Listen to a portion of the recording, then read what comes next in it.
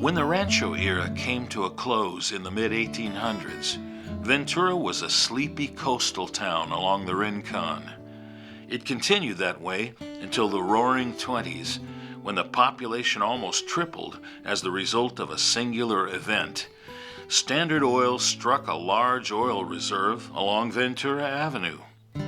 Word spread quickly, and people began pouring in, not just to work the oil fields, but also to provide goods and services. The growing city soon experienced a housing shortage as the population grew from roughly 4,000 in 1920 to almost 12,000 in 1930. It needed to expand eastward. One of the new subdivisions was Hobson Heights, which pushed Ventura's housing boundaries beyond the San Juan Barranca. Abraham Lincoln Hobson owned a home there on Barnard Street, and just below that, a corner parcel was purchased by Ventura Community Church, which was later to change its name to Community Presbyterian Church. Fred and Grace Hobson Smith had built a home on that corner, and when they sold it to the church in order to move to Ojai, architect Harold Burkett decided to incorporate it into the design of the new church grounds and build a church around it. It served as the social hall for 37 years until it was torn down in 1967. A new fellowship hall had been built, and the church wanted to create a large patio for gatherings and outdoor fellowship. Construction of the church began in 1929, and the completed building was dedicated on May 11, 1930. The architecture is an adaptation of the California mission style, and the interior is modified Romanesque, indicated by the rounded arches and the semicircular chancel at the front. It's through these styles that architect Harold Burkett identified the building with traditional Christianity, as well as the life and history of our region. A few things have changed over the years, most notably the choir loft that was lowered to the ground and the platform enlarged across the entire front of the room.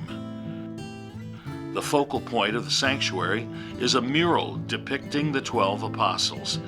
It is an original painting by Santa Monica artist Albert H. King. Mr. King painted from life, choosing his models from the numerous people groups in Southern California. He himself was the model for Andrew. The lower, larger stained glass windows were installed in 1929 by the Judson Studios of Los Angeles and are in the classic Tiffany style.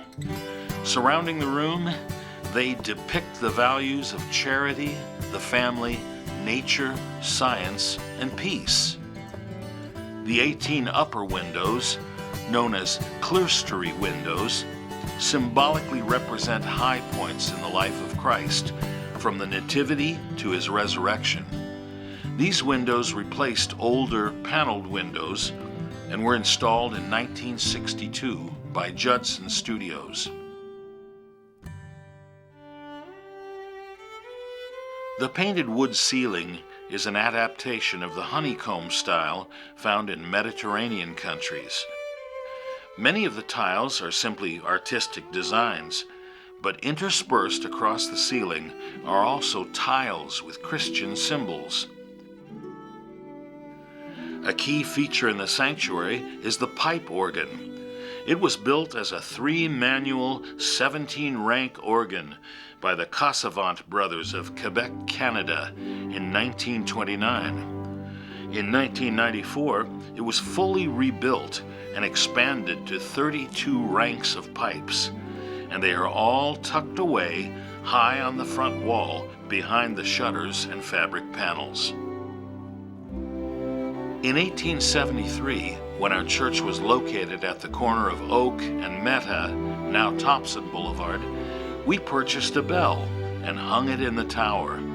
And since at that time the mission bells were made of wood, our bell holds the distinction of being the first metal bell in any church in Ventura.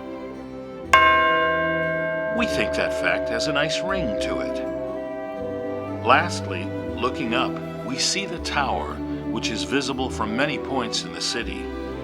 The bell wasn't a good fit for the new tower, so a set of 16 tubular chimes were installed by the acclaimed J.C. Deegan Company of Chicago.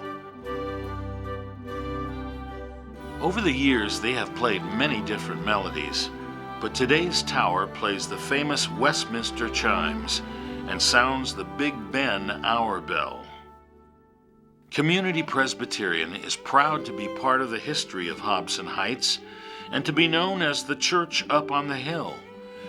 But more important than being visible, we strive to be in touch with this community and to be of service to the greater community around us.